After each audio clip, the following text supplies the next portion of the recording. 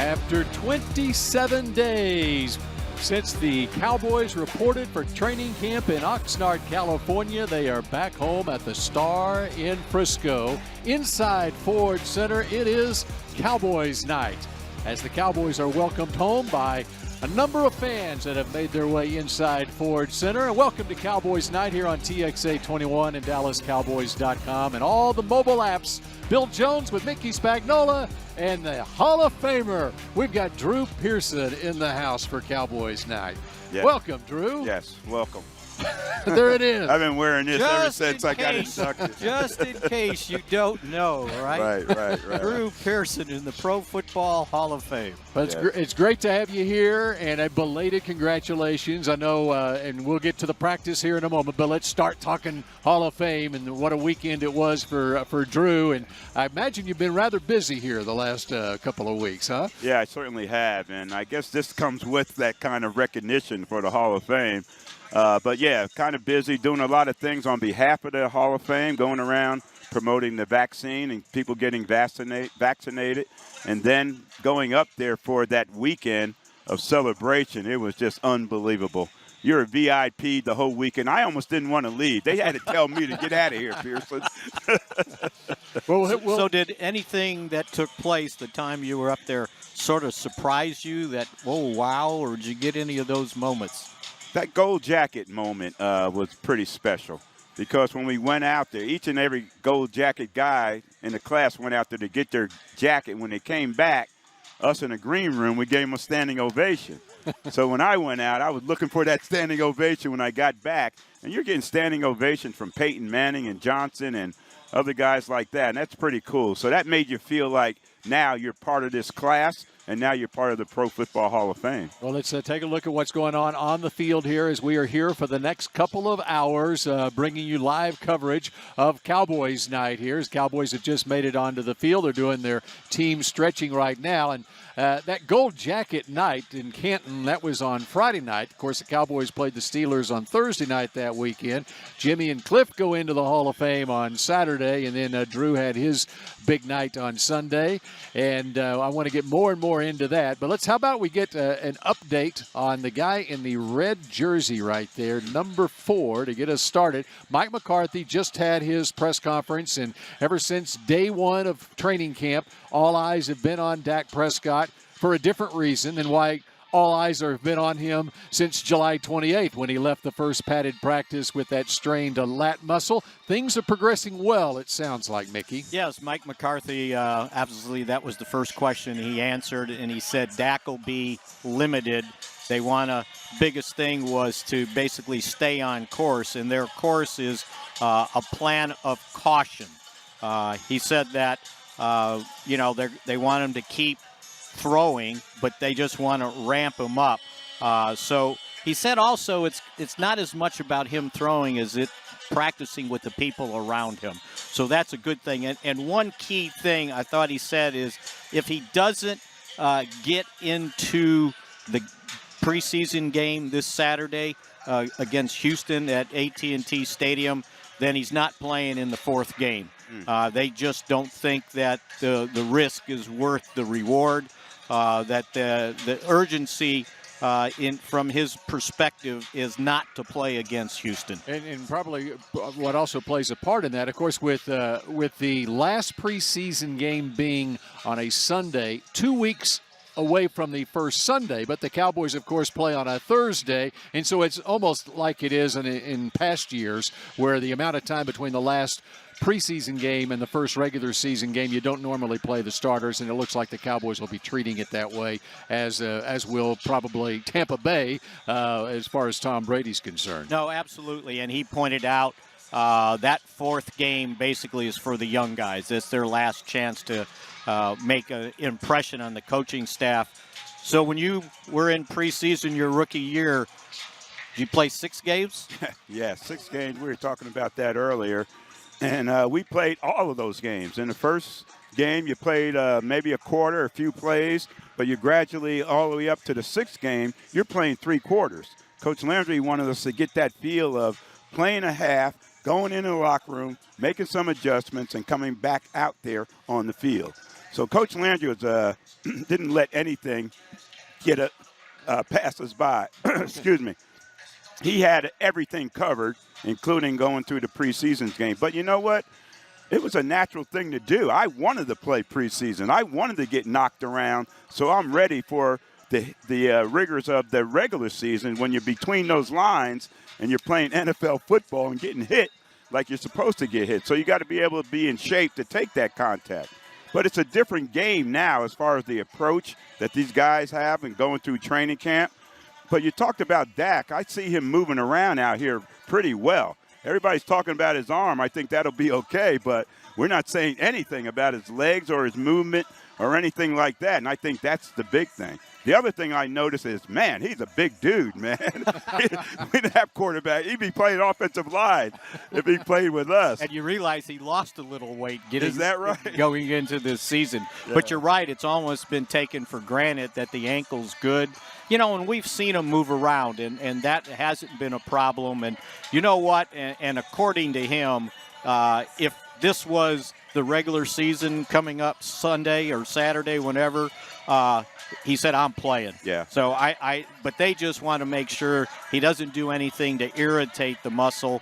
That's basically what he strained is underneath his right armpit. So it's a muscle on your back that goes up into your arm.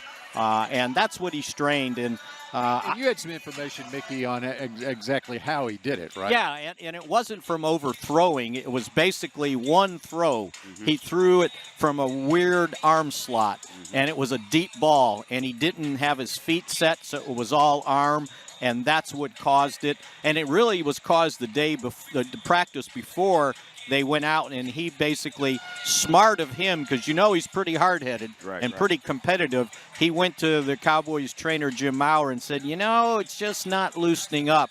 And as soon as Maurer said that, he goes, okay, you're not throwing.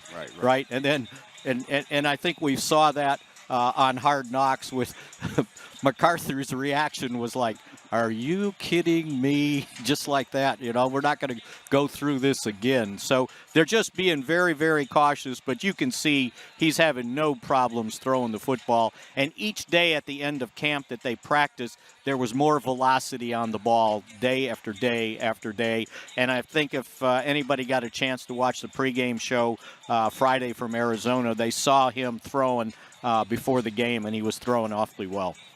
And, well, we've got the Hall of Fame wide receiver here for the first 20 minutes or so of the show. How about we talk about these Cowboys wide receivers? And it's pretty nice when all those guys are healthy for Dak Prescott, isn't it, Drew? It certainly is. And what a group they have, you know. We know about the big three or the original three or the first three with CD and Gallup and Cooper. But, you know, you add Noah Brown and Cedric Wilson to that mix. You know, that's a good group of receivers. Then you mix them in with the tight ends that we have, our passing game, and then the offensive line is healthy now. And they're, you know, Zach Martin and Tyron Smith missed some games last year. They're back healthy. So our offense should be right on. And a big focal point of our offense to loosen things up should be the passing game and then resort to that running game and have those big offensive linemen, you know, maul them out and eat up some clock. Control the tempo of the game, control the time of possession, and put some points on the board.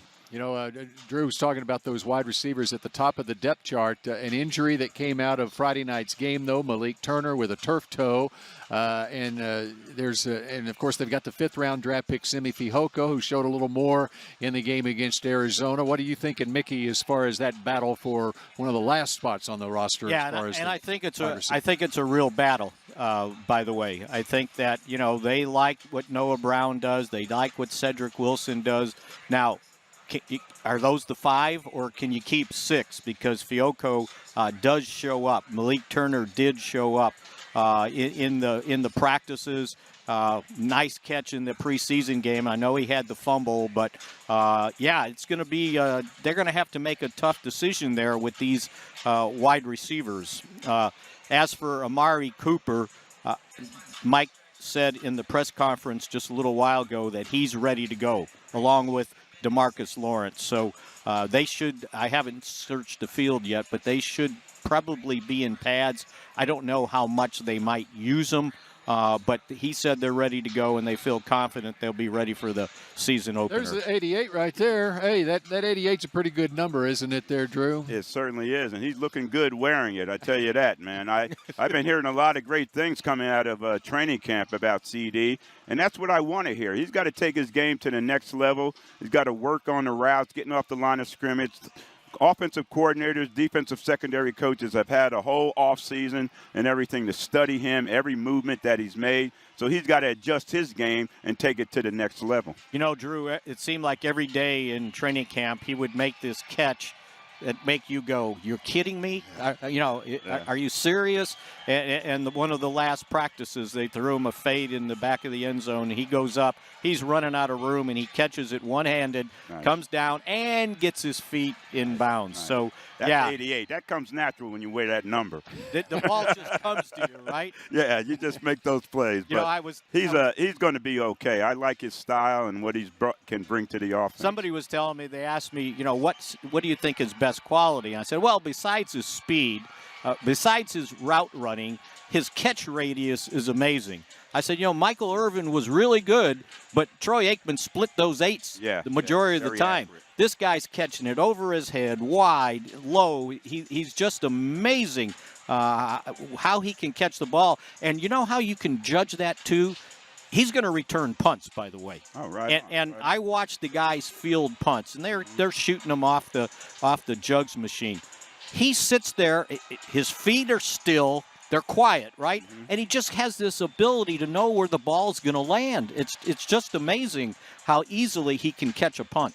Drew, you returned punts in your day. Yeah, my rookie year.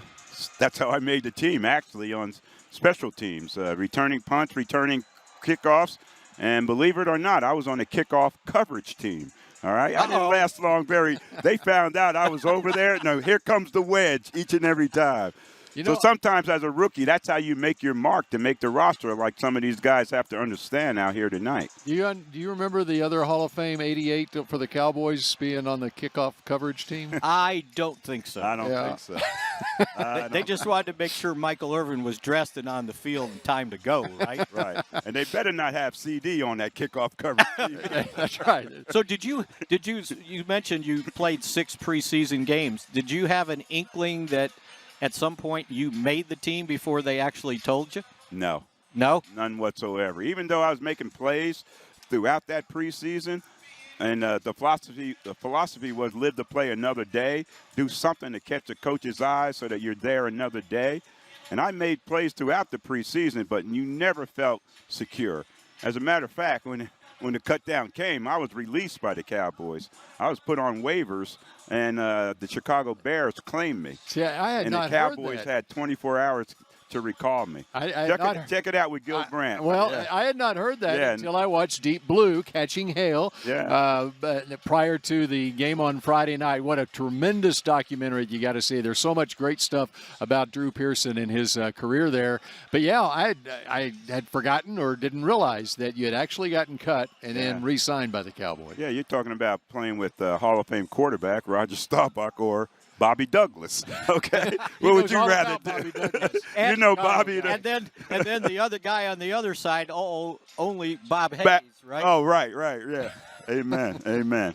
They were probably looking at you going, well, I don't know, Bob Hayes, Drew Pearson. Yeah. I mean, I couldn't believe I'm in the huddle with a guy like Bob Hayes. Okay, and.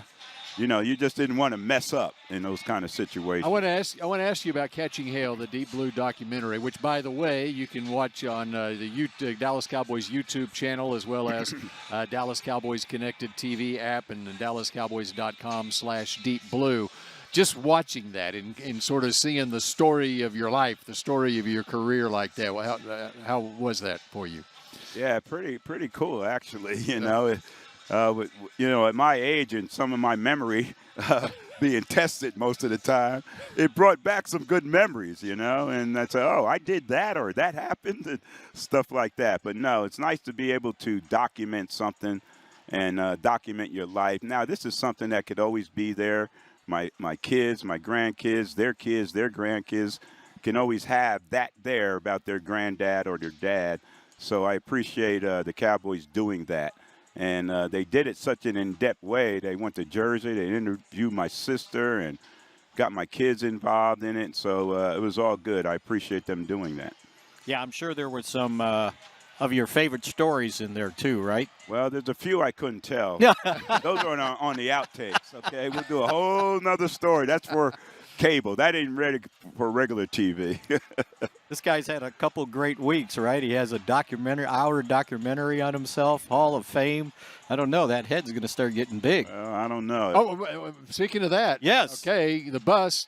Were you pleased with the throw? Absolutely. I was really pleased. I went to Granbury, Texas to visit with Scott Myers, who does the bus.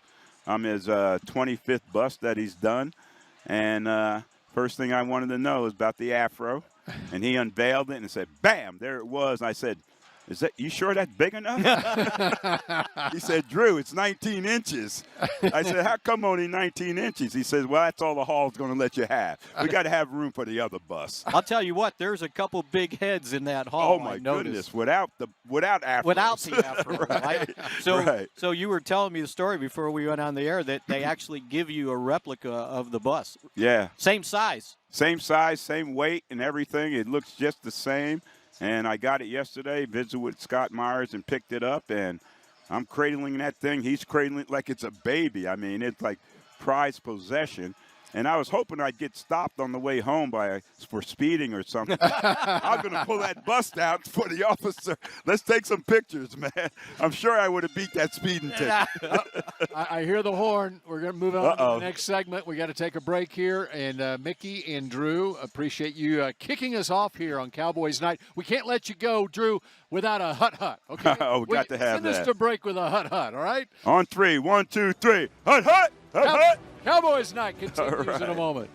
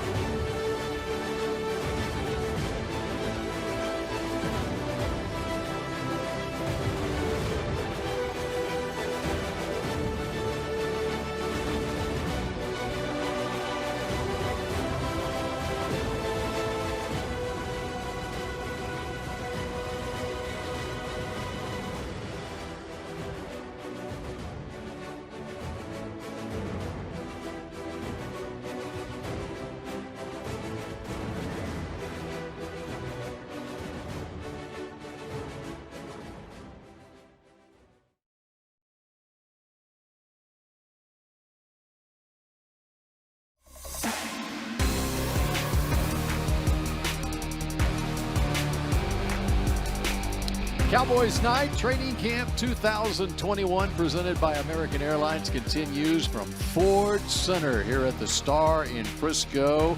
As you heard from Mickey Spagnola in our first segment, Amari Cooper as a go-ahead.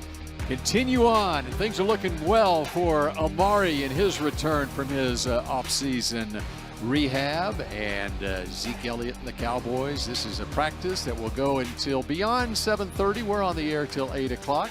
Bill Jones now joined by Dave Hellman and Kyle Yeomans from DallasCowboys.com. And we had a Hall of Famer sitting where you are. right now, Kyle, so you've got a tough act to follow. Yeah, I don't think I'll ever follow that act like Drew Pearson. Yeah, this chair, just because it's here doesn't mean I can fill it the right way. There you go. All right. Saying. As the team returns here in front of fans here at Ford Center, Dave, what is it that you are looking for in tonight's practice?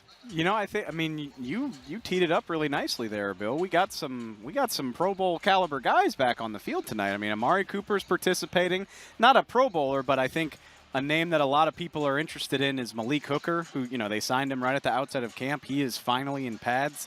Looks like he's going to do something. Probably not a lot, but these are guys, obviously Amari, these are guys that could make a big impact that are kind of starting to round into shape. That's exciting.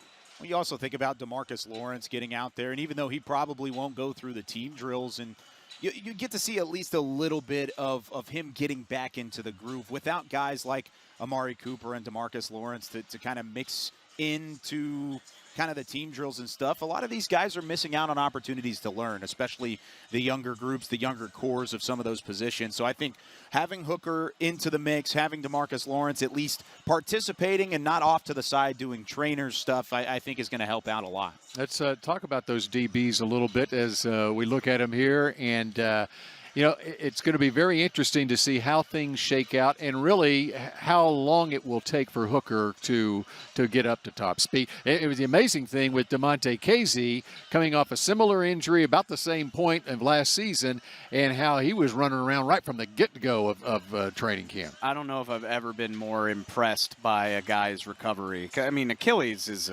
that's a rough injury for anybody, let alone a guy who spends all of his time backpedaling. And for DeMonte to be back in time for OTAs and fully ready for all of that and roll right into camp, I can't say enough about it. But, man, I don't think there's a position group on this team that's harder to figure out than the DBs, to be honest with you. I mean, you can put the offense together, no sweat.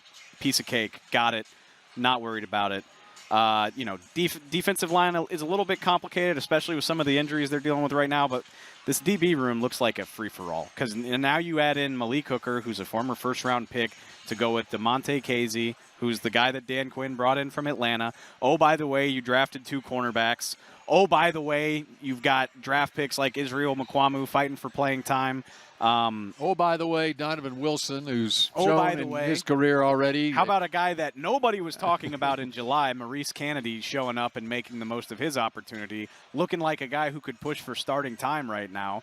And I can't make heads or tails of it. I don't know who you keep and who you get rid of and how you make it all make sense. Well, and it also depends on how many guys you want to keep around. You would think about 10 DBs in general, and that includes both the corners and the safety position. Are you going to keep 6 corners, 7 corners, and then go with either 4 or 5 safeties? And I think that's the question that Dan Quinn is going to have to answer with his staff over the next couple of weeks as we get closer to the season start. I don't see a way that you could keep anything less than 7 corners and not have to make really tough decisions. This whole time I'm like, well, maybe they keep 11 DBs and just make it easier on themselves. But again, then you have to sacrifice from another area on the road. It's a jigsaw puzzle that I don't envy them for having to figure out. As we look at number 6, Donovan Wilson right there, when you go back and look at his career at Texas A&M, I'm not sure why he lasted all the way to the 6th round of the draft. Maybe it was his 40 time, I'm trying to remember. He may not even given him a 40 time. I think he was hurt, and I don't recall exactly. But if you go look at his career and how dynamic he was as a player at Texas A&M, and he has been that early on when he's gotten the opportunity here in the NFL. Which, I think you can kind of compare that to Malik Hooker, and I think I can answer that. I'm not dogging Donovan, but this is such a pass-happy league. It is such a coverage game. You need the instincts and the athleticism and the ability to make plays in space. Malik Hooker was an absolutely phenomenal coverage safety, and that's why he went in the top 15. I think people took a look at Donovan Wilson and they said, can he cover at the next level? Can he cover that much ground, or is he really more of a thumper? And unfortunately for him, that style of safety tends to get devalued. But, man, you put him on a field and he'll show you what he can do. You wonder, because we've seen it with Dan Quinn, with Keanu Neal.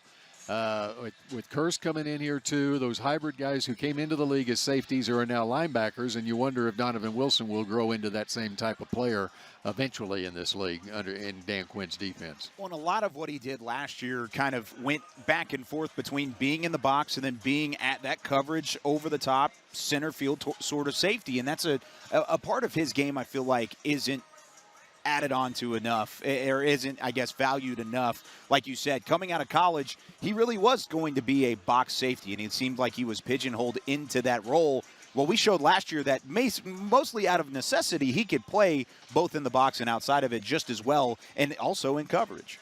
See, I think, and I don't completely disagree with you, but I still do think his style is suited more to be down by the line of scrimmage. Like, I'm not put him as a right. As a I'm not free trying safety. to drop Donovan into center field if I don't have to. And that's what makes this so interesting is, man, and we haven't seen him practice yet. I try not to get too hyped, but Malik Hooker's college tape is fun, man. It's unbelievable. And it's been injuries more than anything that have slowed him down in the NFL. And if he can be that guy and pair a guy with that coverage ability with a playmaker like Donovan Wilson who doesn't have to be as responsible in coverage, that's really exciting to think about. Well, and the exciting thing is to think about if you can get some guys in that secondary or on the entire defense who can come up with takeaways. We saw it in the first series of the game last week with Keanu Neal and Micah Parsons standing up at tight end and the ball being ripped out. Parsons lucked into a fumble recovery the first week against the Steelers, but he still was there. That's right. That's right. And they're an opening drive setting the tone. Yeah, very nice. And you look at Casey in his career with 7 picks to lead the league in his second year in the league back in 2017. Diggs has shown the ability to pick off passes.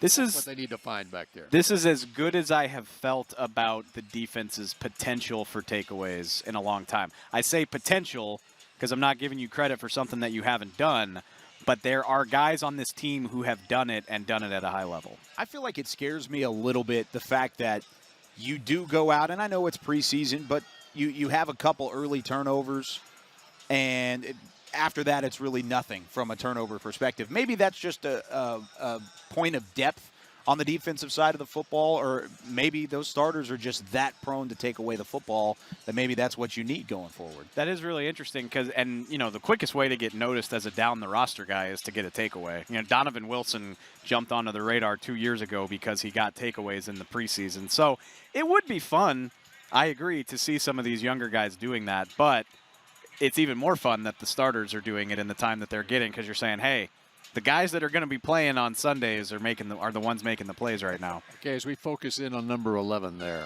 he has been very impressive in training camp.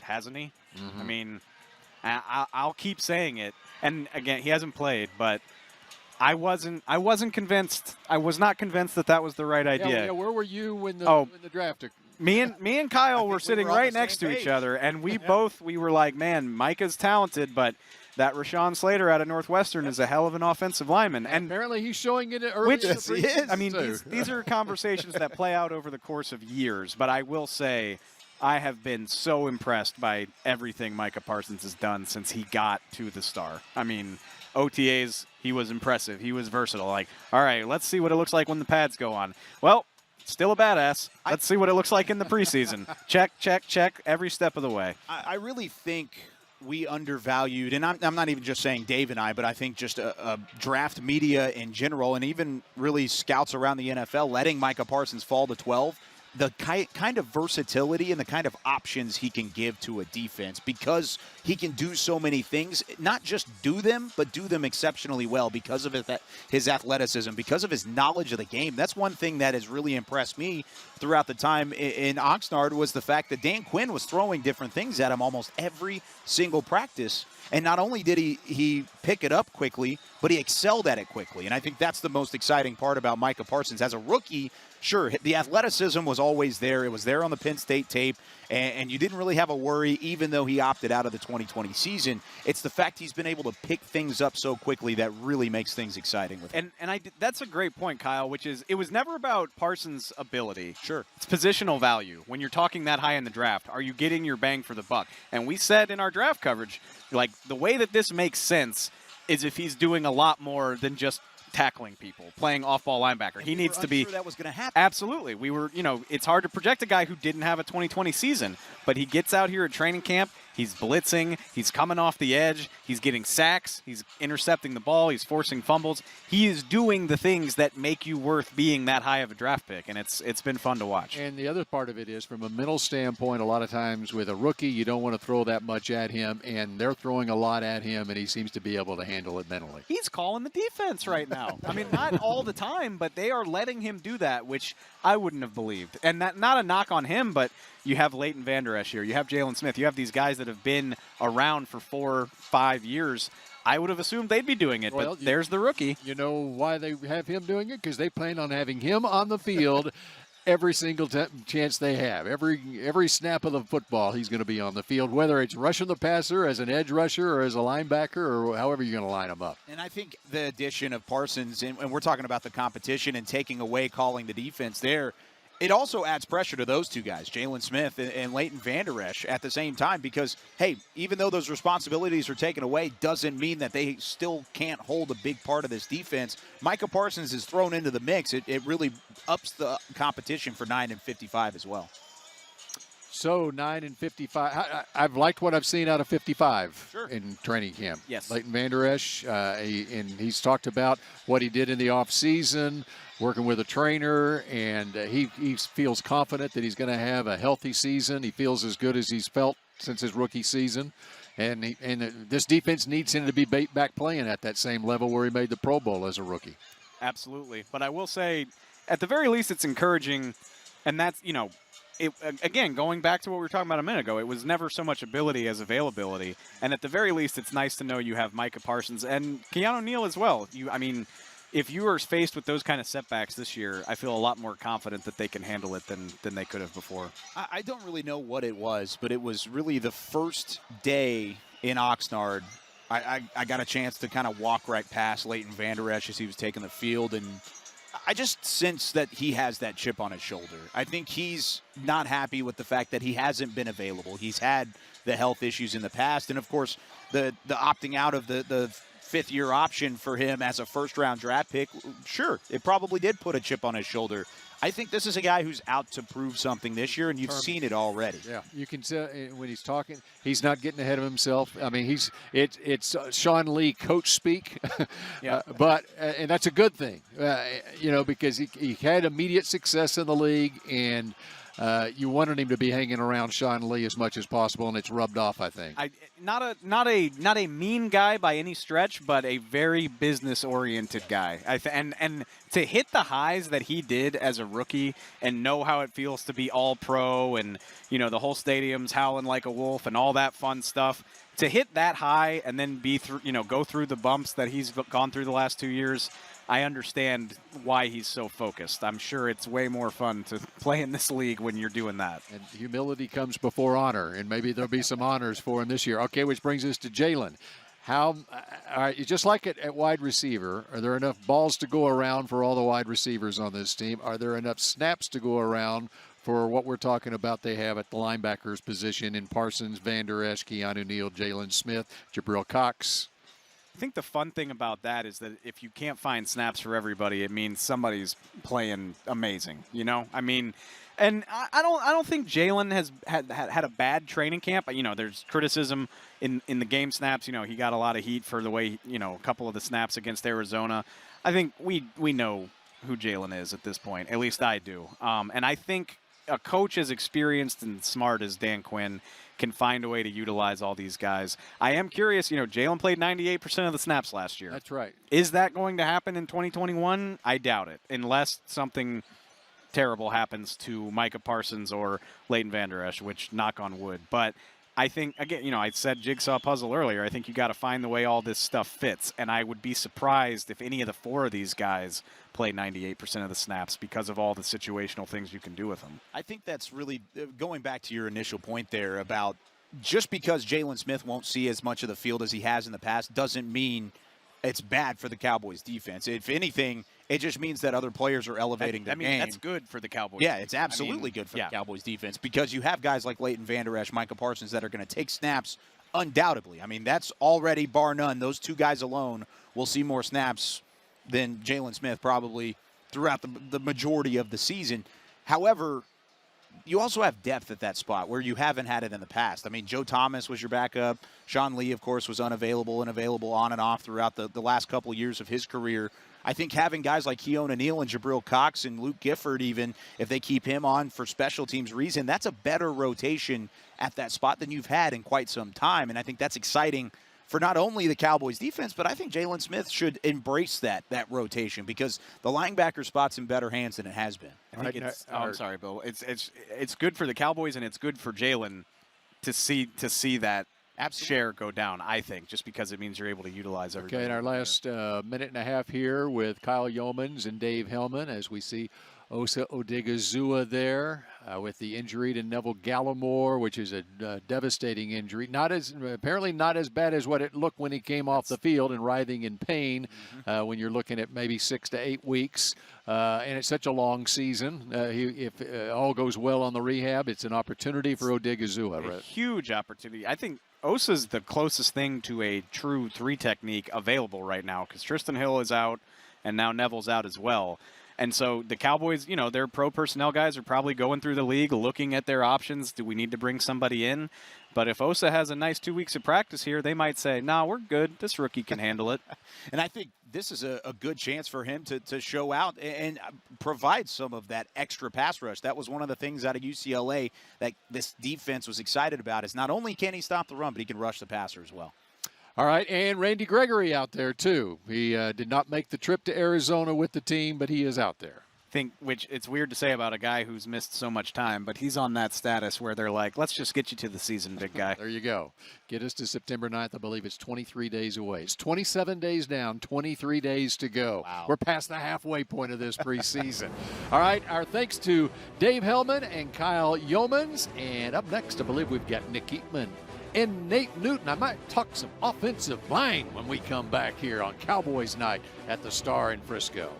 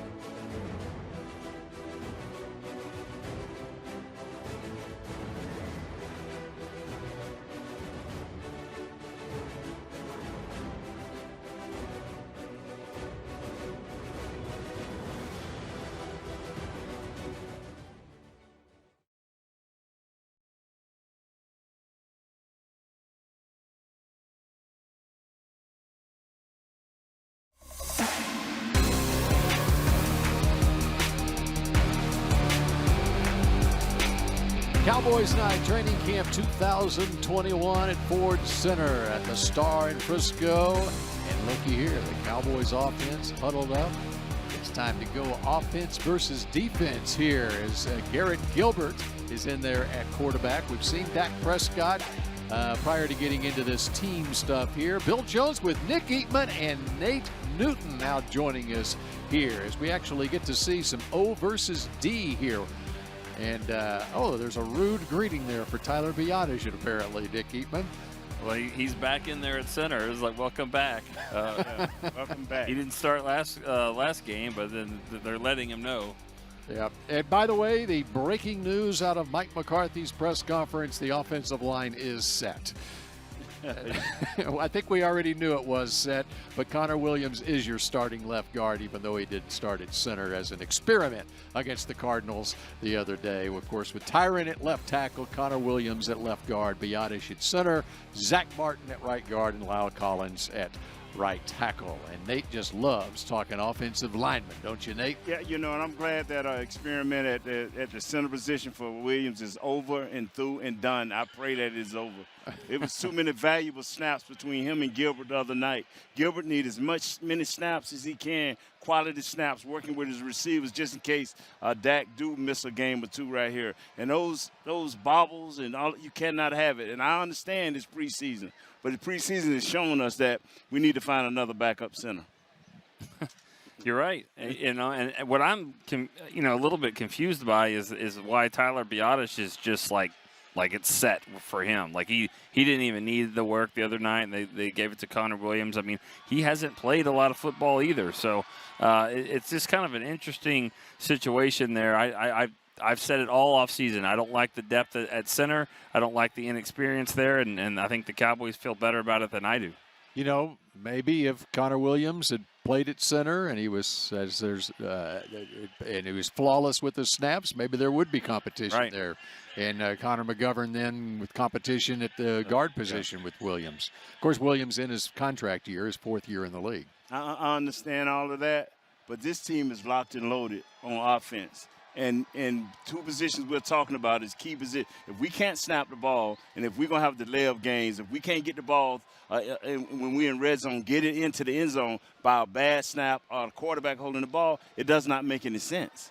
I mean, not with a team that you say offensively is locked and loaded, To me, I just wonder why it took so long to put him out there to try this out. I mean, this has been discussed since last year and all off season, and he really didn't get a lot of work, and it looks like it. I mean, I don't know, Nate. Maybe did he actually block well when the snap got back, or all we're talking about is a snap? But he blocks okay at center, about the same as guard. He's a guy that's a serviceable NFL starting guy. He's not nothing spectacular, but he knows his job. He knows what to do, how to handle it. But I'm telling you, giving him something extra to snap that ball, that you don't do that. Right. You go out and you find you a rookie, or you look for you a backup center, because I'd rather, and I told you this off air, I'd rather have a center that get knocked back a little bit and may give ground, but every snap is perfect. Yeah. Every snap is like the long snapper we just got rid of. I can't LP.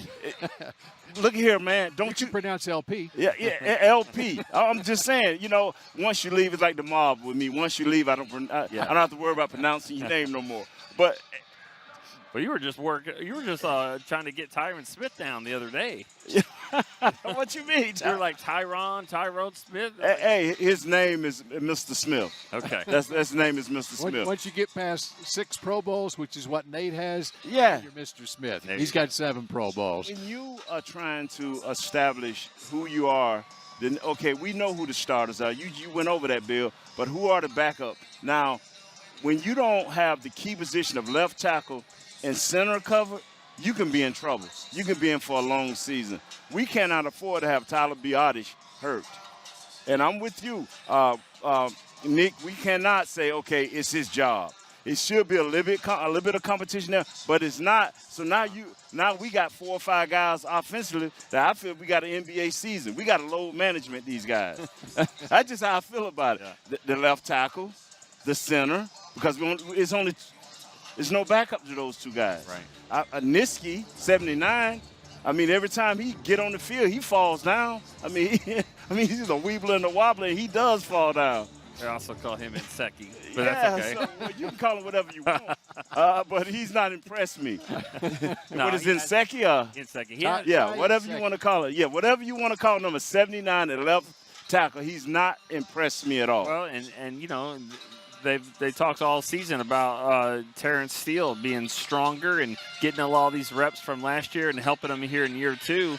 And, we're still kind of waiting for him to kind of turn the corner too. His body looks different, but what is missing is confidence. Yeah. Confidence will breed strength in a man. But if you're still not sure how you're doing it and what you're doing, you don't be as confident. And what I want to say is Lyle Collins. Did I mess his name up? No, you oh, did not. evidently he making play. Okay, you said I don't mess up players' name. Lyle Collins is doing a hell of a job. He's not missing no snaps. He's played series after series in games. We needed to see that, and we got that. Got ones against ones here. It's Garrett Gilbert at quarterback. If you look at the offensive line, and Gilbert downfield to a wide open Jeremy Sprinkle. That's your boy, Nick. Yeah. Yeah. Arkansas Razorback Yeah. Jeremy Sprinkle. You know what?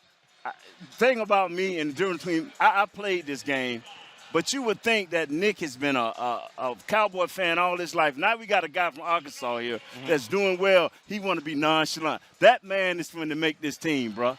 You ain't excited? Well, I mean, first of all, there's a bust on defense here. I don't know if he was just, Success is success. No, he had a little bit of slow start to camp, and there's been a lot of injuries there. I don't think he's been playing better than McEwen.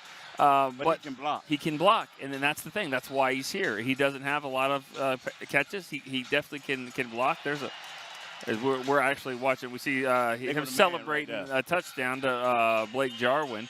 It's good to have him back as well. It's going to be kind of interesting to see how they play that whole tight end position out.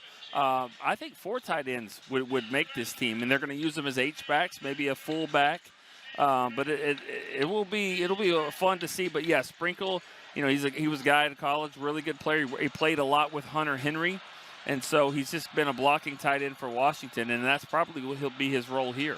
Thank you. 3 receivers left, and in motion comes Michael Gallup. Michael Gallup. More consistent. He's got to learn how to catch the small ball. Oh, they go Mr. Sexy. They go Mr. Sexy. Yes, sir. Yes, sir. Hey, now, Nick ain't excited about this cat like I am. You know what I'm saying? He's back. Zeke is back.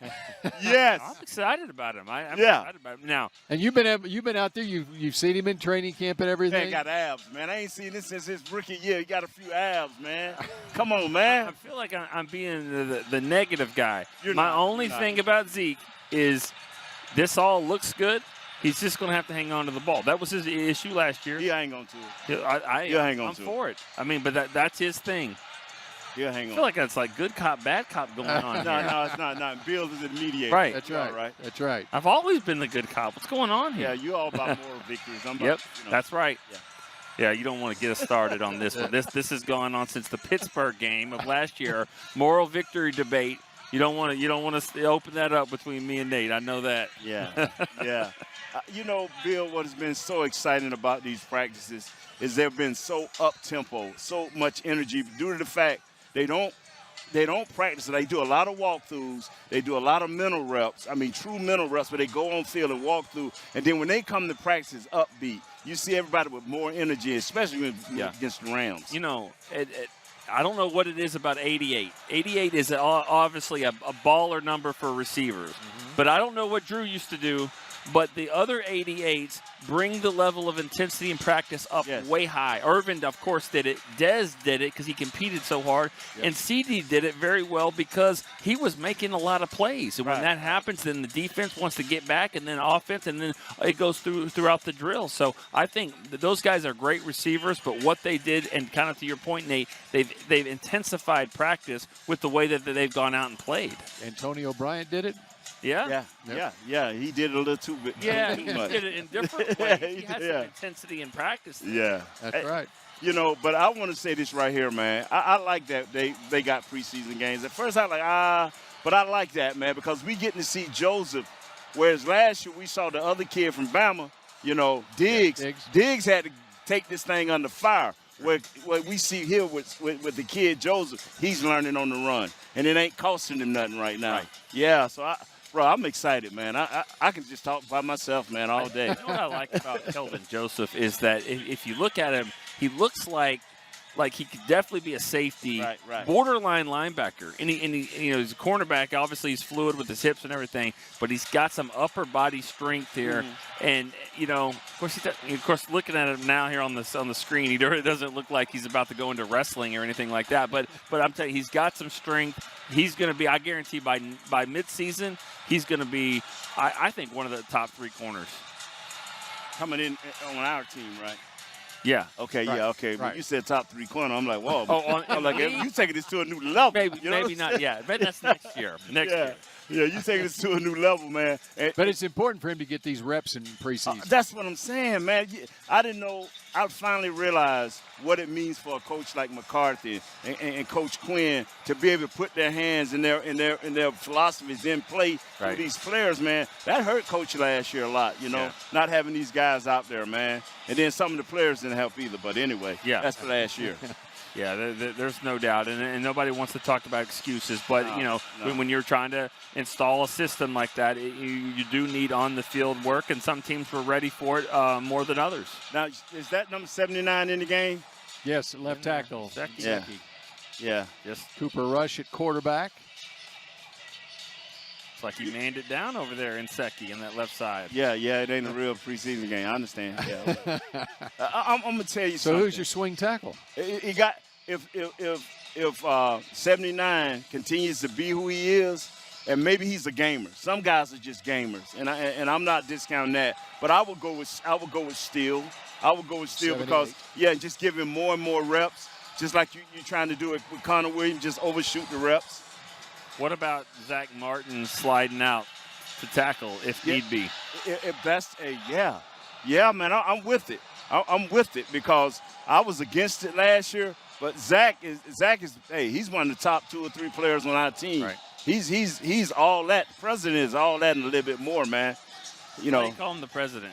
Because when he came, he secured the line, bro. Everybody else was who they were. Everybody was who. I talked to Tony Wise, right? Tony Wise coached Eric Williams, Larry Allen, and, of course, the great Nate Newton that can't get in the Hall of Fame. But anyway. But I talked to him, and I said, hey, Zach is the closest guy that out of all these guys that he felt can come in and nudge one of our guys out of the positions, or the old school. He got great balance. You never see him on the ground. If Zach is on the ground, something's wrong. He's never on the ground. He's always moving. He can contort his body all different type ways. He can pass games with excellence. He's the president, bro. Wait. Let me, Tony. So you talked with Tony Wise about the Wise. Cowboys' current offensive line? Yeah. What do you think of Tyron? Years ago. Oh, he liked Tyron, but what I'm saying is Tyron versus Larry Allen. No, bro. I'm gonna tell you that. You know what? I don't even want to go to that, bro. Well, anybody. Because Tyron is if barring any, let's say Tyron stay healthy this year and next year, to me he'll first ballot Hall of Fame. Yes. Because what they led in the Hall of Fame now ain't real special. That right there is special. Now you had a special tackle in Eric Williams also.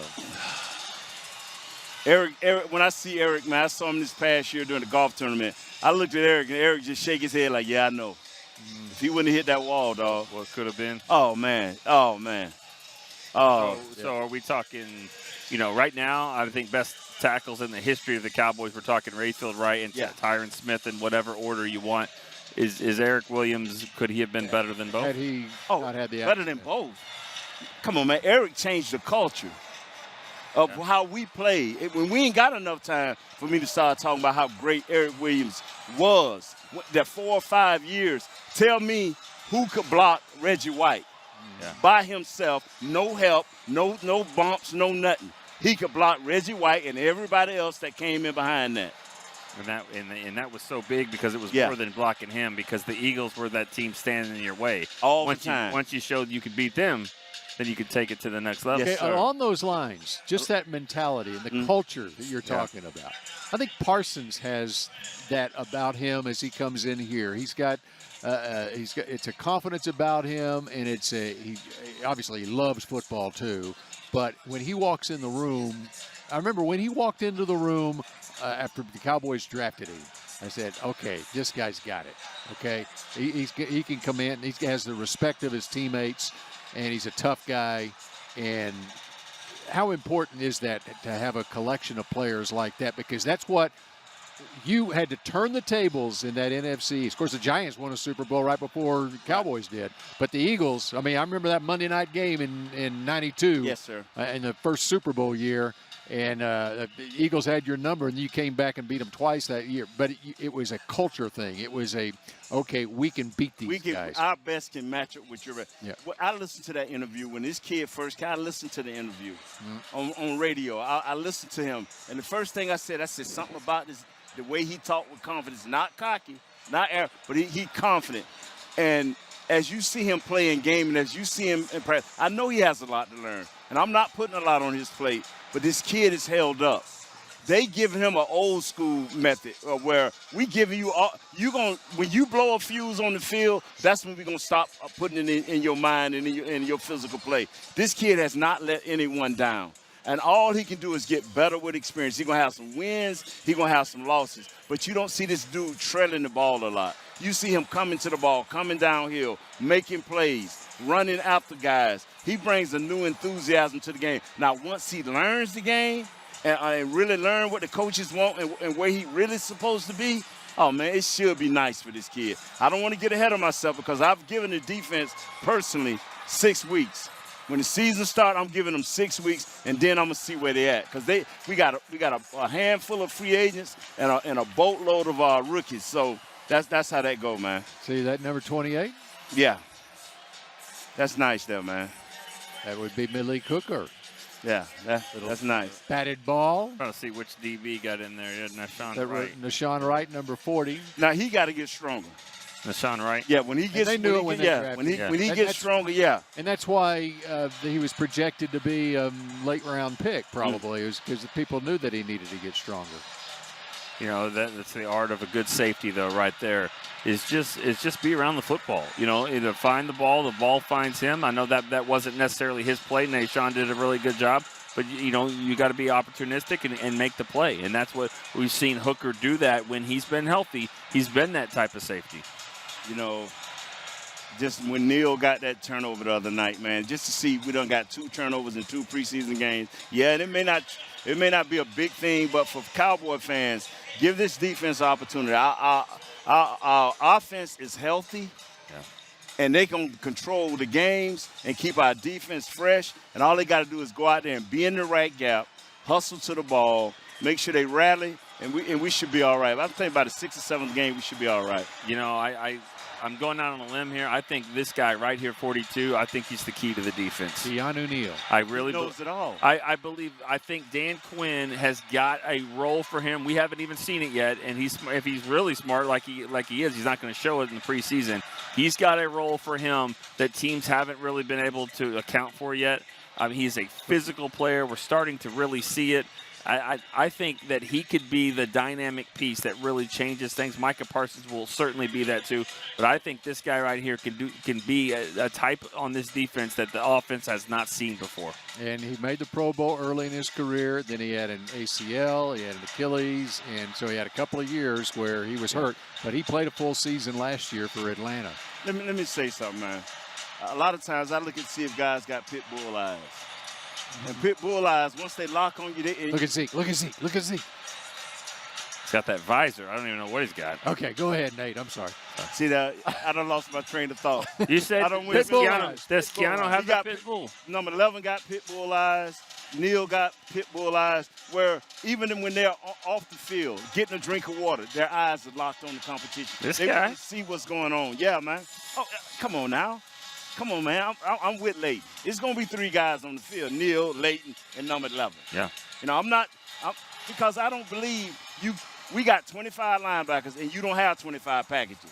You either running the base defense or you running the hybrid defense. Yep. And that's how that go. You know what I'm saying? Well, what are you really saying, Nate?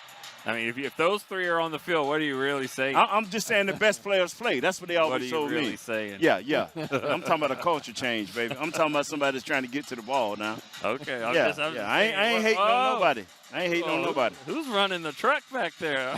Yeah. That's what I'm talking about. You say Neal running the truck. Yeah. Look No, at- but let's look at not. I mean, we're obviously look what right there, number 9, Jalen Smith. I mean, we know. Parsons. Yeah, but you're not talking about him, but you are. And that's fine. I mean, Right. that's something's got to give. We know something's got to give at linebacker, and right now, I talked to the higher ups.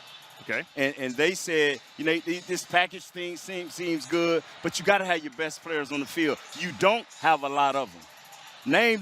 Name us top 5 player that can go and play anywhere else. We don't have it on our defense. So I'm talking about what can be projected. Yeah. We need for Bohannon to step up. Hey, there you go, right there. We need for Justin Hammond. Yeah, we need for this kid, number 91, to step up. Carlos Watkins. Yeah, come on. You know what I'm saying? Yeah. And talking to Coach Quinn, I talked to him. He said, I got a role for each player, Nate. And this is what I want from my young guys. I'm not asking them to do too much. They know who they are. They know what they got to do. This is what I'm asking from this guy, and he's putting them in these packages. You got to earn the right. Coach Quinn don't know these guys. He don't owe them nothing. That's good. That's a great thing. That isn't good. A ball on the ground. Another fumble snap. And one other thing. Who's my center? One other thing I want to say is I'm talking about guys that have made plays. If you haven't made a play, I'm not finna talk about you because I want to. It's a positive deal. This is practice. It's a positive. If you ain't making plays, I'm not talking about you. That's just how it goes. There we go. Yeah. Well, this is, Connor Williams was in there at center. I don't know if was he? Was that a missed snap there? I don't know if it looked. It certainly looked like I saw the result. The The ball was on the ground. Here's Connor here. Was the quarterback under center? Yes. That kid ain't bad. 34. The Dowdy is his name. Dowdle, yeah. Dowdle. Man, I hate that fumble happened and the dude hit him perfect because he had the ball tucked. But that dude's special, man. We got 3 backs here, man, that everybody should be fresh at the end of the year. What do you think of 37 Jaquan Hardy the other night? I saw a little bit of him. After the first few series, Bill, Babe was big on him the other night. Yeah, Babe big on a lot. Wasn't it Knox that was also running at the end? Let me tell you something. Did. When you got to do a whole game, see, you and Babe got to do a whole game. Isaiah, me, I kind of fell on somebody. My wife like, get off me, man, you're starving. Yeah. Yeah, so, hey, look at that. Go number 11. I get that from Coach Landry. You think you don't have to learn on You think he'll get a that. star? Number 11 could play running back, too, in this league. No, he can play linebacker. I know he can play linebacker, See, but stop, Bill.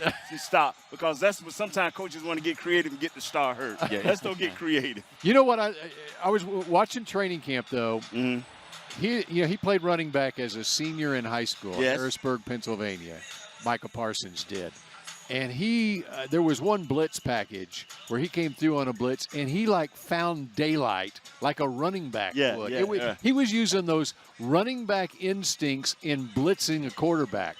And I think you'll see that at times this year where he blitzes like a running back. He finds the daylight. I remember seeing that too, just when I was watching some of his highlights, and I know he was going up against Purdue and Northwestern and Michigan State and all that, but they couldn't block him.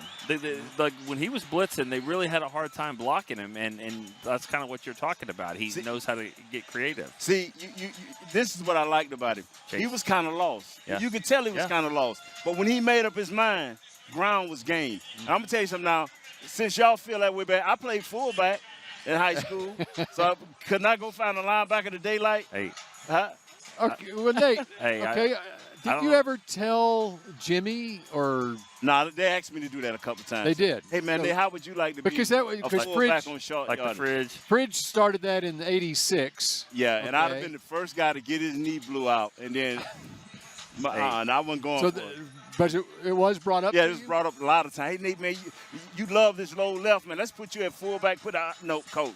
I love low left when the guy. It could have been a different story in Philly on 4th and 1. Okay. Nah, they knew we was coming there. Wait. They knew we was coming there. Who would be at left guard though? We had Kevin Gogan. We had I can't think of my other guy. He's the mayor of Capel. Yeah, we on camera. John yeah, Giesick. Yeah, we had, bro. We were loaded. Hey, we never had a depth problem. I want to see Bohanna though do it. Yeah. I mean, like don't blow out. No, man, I don't do that. Who's stopping him as a fullback? Nah, just let him be a run stopper. Because when we go down there to the big sombrero, they going to run the ball. Everybody, Tom going to – no, they going to run the ball. Yeah. Let him do what he brought here to do. Yeah, don't do that. That's my man. Look at that. A big, sexy, 6'3", 200 and about, 300 and about. Felt. I mean, Yeah. he's lost 30 30 He looks good, pounds. man. And then look at Justin Hamilton. Look at it, man. Justin Hamilton look like a big man, tired, coming out. Yeah, I like that. Gonna go in the back, get him some oxygen, some air. Yeah, look at that. So, Nate, you played fullback in high school. You Oh, scored, yeah. How many touchdowns you scored? The one touchdown that I was going to score, my quarterback, Eugene DeBose, quarterback snuck it across. And he got up to me, big dude, big. I ain't played with it. I was like, man, go ahead on. My only shot at a touchdown. What was your dance going to be? I know it's high school, but you Oh, probably- man, You're on camera. You can show it. Oh, man, bro, if I do this dance, it'll be X-rated, man. NFL will be after me, man. I had a funky, nasty dance, baby. Yeah. All right. Yeah. Awesome. All right, we move back down to the other end of the field. The Yes, sir. offense at their own 35-yard line now as we continue in There's number 94. team drills here with Garrett Gilbert back in at quarterback. I'm going to tell you something. A dude came off the end on Tyron. Mm-hmm. And I'm going to tell you how athletic Tyron. The dude got the jump on Tyron. He missed the snap. Tyron still was able at the end to get his hand. Yep. That's athleticism, boy. That's what you talk about, Eric Williams. That's Yeah. what he could do. Yeah. People thought that he was, beat, and all of a sudden he bit that big claw and Yes. just hit him in the back. Wow, man. I saw Randy Gregory on that play just now drop into coverage. If that's a part of his game, I know he needs to be rushing the quarterback. I Right. get it. But every once in a while, if you can fool him and put him back in coverage. 11 coming. No, they didn't get the game. Yeah, can't. 11 went into the A gap. Tackle came around into the B gap. 63 didn't pass it off good enough. Right. And the left guard gave too much ground. Can't Like- block him, Bill. You can't block this He guy. found I'm daylight. talking about 11. Yep. He turned That's into right. a running back. He found daylight. That's right. Had both defensive ends standing up there. You had 94 on one side, Dorrance Armstrong, 92 on the other side. Dorrance played a nice game the other day. Yeah, Ooh, did he not, that man? was a nice camp. And see, I thought he should have played his rookie year. I thought they should have found time for him. He did. And that's what I like about being young and having a lot of free agents. You got to play these guys. Who the old guys? Ain't no more old guys. You got to play these young guys. And he'd feel good about it, man. He play with confidence now. But he going up against the master. He going up against let's see what's happening right here. Yeah. Tyron didn't even block him good. He just threw him out. Now just kind of pushed. He just pushed him out of the way. Uh-oh. Going Something the other happened, way. though. A little Who interception. at quarterback? That was Gilbert. Gilbert. Oh, gee. Yeah. As you can tell, we're not giving away too many secrets here for the Tampa Bay Buccaneers, who are Well, we got numbers, we do have numbers. got Different than numbers. last That year. ball on the ground. Remember last year on Cowboys night, Oh, there were man. no numbers because there were no preseason games. Ooh. Boy, there's some fans that weren't happy about that one. Don't do that, man. Don't do that, man. Don't drop that ball, CD. That's the number one receiver, right? Oh, is it? Oh, CD finna catch 112, 110 passes. Ooh, I don't If know he about don't, that. why not? Because everybody's going to get some. I just don't think. I don't believe in everybody getting. I think some. everybody will, though. I'm not saying that this is, youth soccer where everyone has to get a trophy. I'm saying that I think it just will work out that way. That you want to double team him today? Fine, Gallup's going to go off. You want to do that? You see that right there? Bullet Fastest Bob man alive, and he missed some. Come on, man.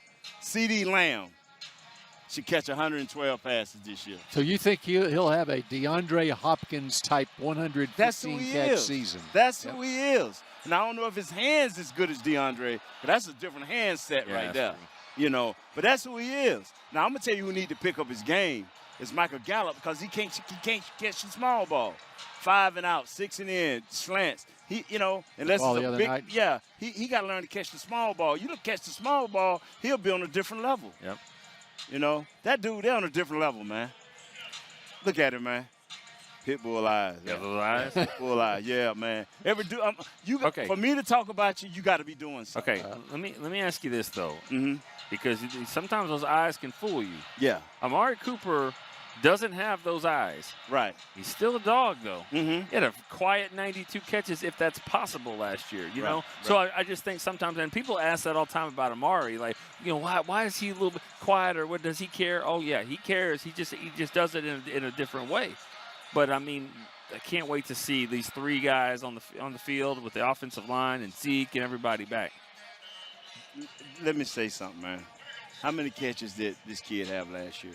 92. Which one? 92. If memory serves me right, or if that graphic is correct. Oh, it's right there. Right there. Let me say something, man. Say it. You got the floor. Let me say something.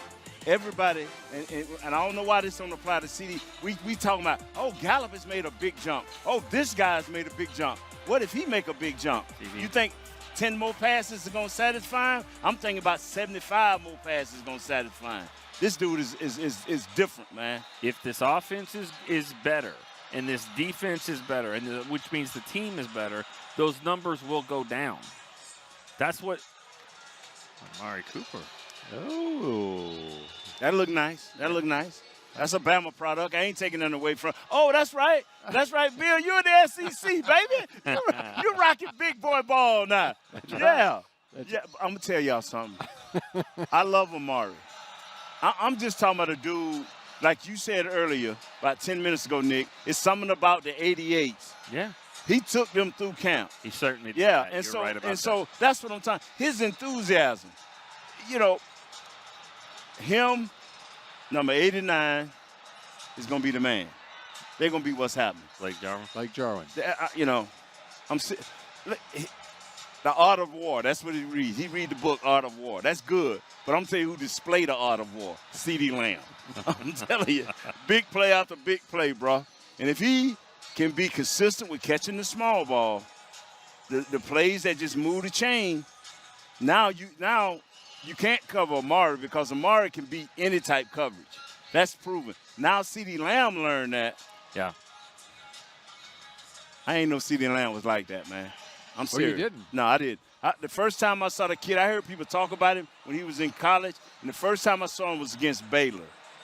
And I looked at him and said, man, okay, all right, okay. And then when he fell to us, I still wasn't excited. And then I saw him play that slot. Yeah, you didn't watch him play. I'm saying if he get outside, if they put him outside and the slot, how do you stop that? Yeah. Those Texas Longhorn fans certainly did that was think that way. unbelievable Like game. they knew. Well, see, I didn't. Yeah. I'm sorry, but I know him now. Yep. See, I think that play right there that we just saw is a very important play. Noah Brown, to me, he did it in the Hall of Fame game. That's the type of play he's got to make. He's going to get some reps. He's not going to play a lot, but when he gets in there, he needs to be a possession guy. Big body. You don't get over my back like that. This is my spot. I'm going to rebound it like a basketball player. I'm going to make the catch. I'm going to get off the field because the CeeDee's coming back on or whatever. But that's the type of play that Noah Brown has to make, and I like that. You never did in the coach of Nick. No, you sounded real good on that. Well, you sounded sweet on that. I'm with you. That's how you move the stick. Yeah, right? man. Yeah, I mean, but Joseph with the pick. There you go, Kelvin Joseph. Did he go down, or was that the end of the game? Can we get that again? I mean, wow, our camera crew is so great, man. I need to see that again, man. He get up like that. That's what he's supposed to do. You see how he just got up like, yeah, man. This, oh, my God. Angle. Oh, yeah. He went yeah, that's nice there, man. He say rapping is his hobby. This is his job. Please believe that the rest of the year. Please believe that. Look at that 4.34 speed and a 10.8 broad jump. Yeah. That's first-round athleticism right there. Yeah. And, of course, he started his career at LSU and then transferred to Kentucky. Played 9 games last year for Kentucky.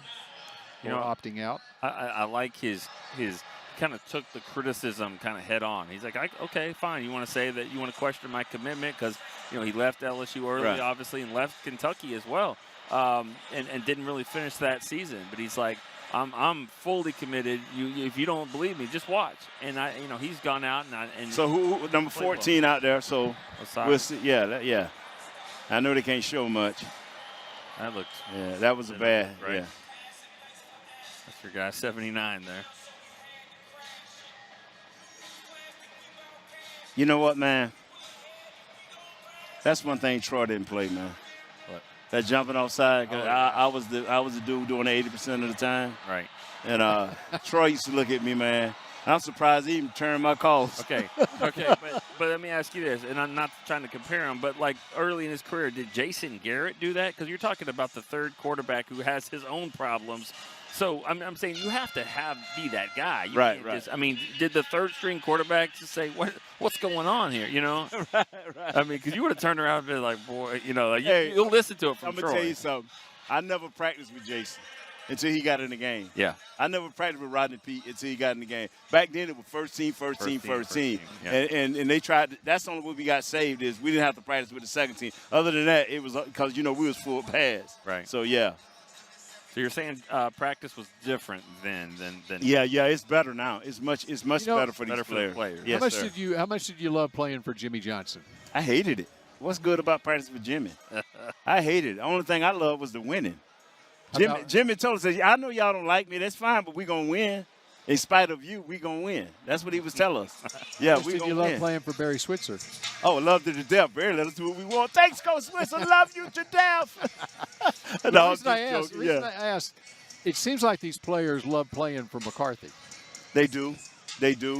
I think he's frank with them. I think he's straight up with them.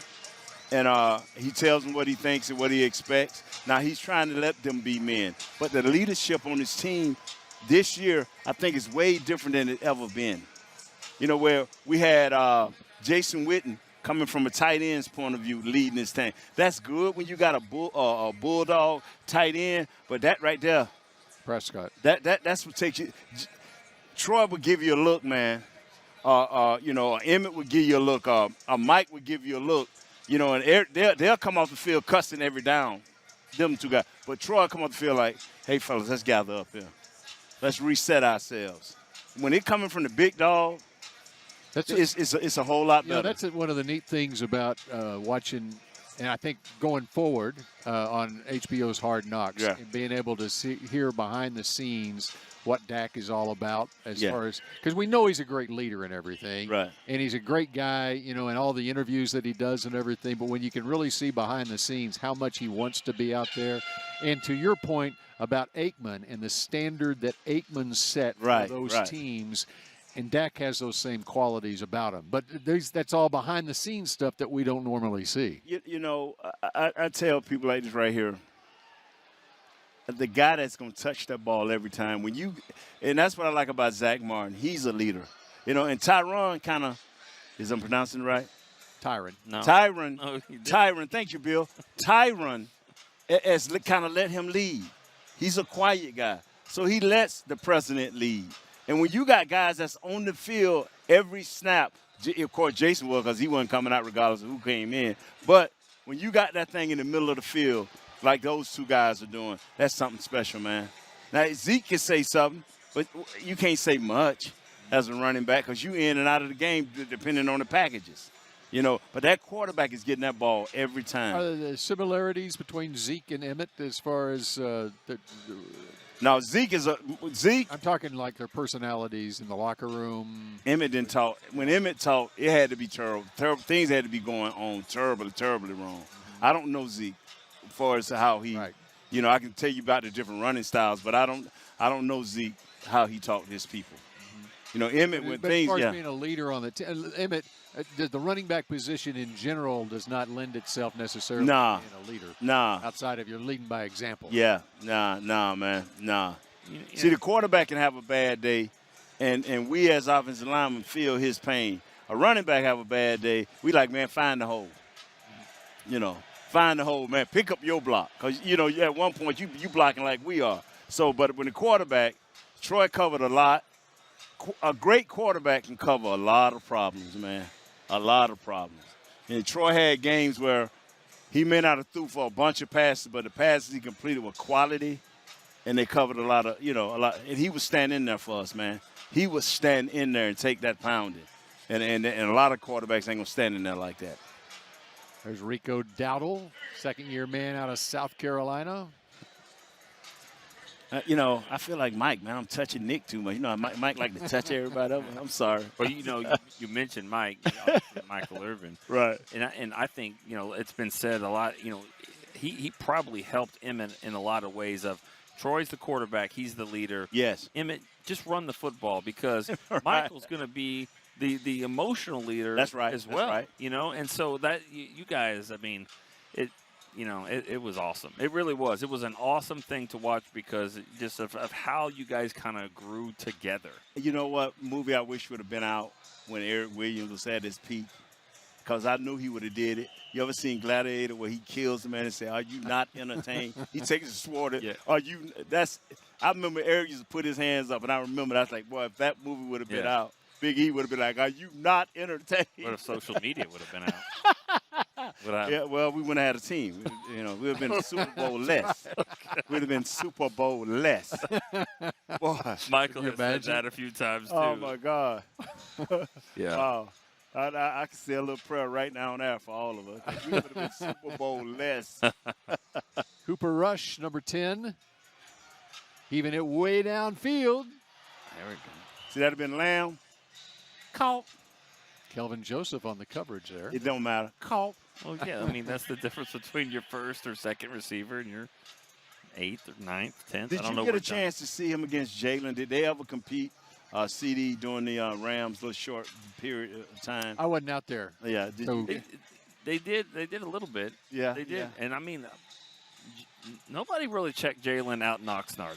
Nobody. I thought it was interesting. The second or third best player at training camp got beat a lot. Trevon Diggs. He got beat a lot, but he went up against CeeDee Lamb. But I thought Diggs had a good camp. But I mean, he didn't really win most of those battles. Right. I mean, if it wasn't caught, it's because maybe CD dropped it or whatever. Right. He really wasn't checked much at all. It's a good sign. Maybe he is going to catch 112, like you said. I just believe this right. What is that? 6-7 a game? I'm not. He does not have a history of being injured.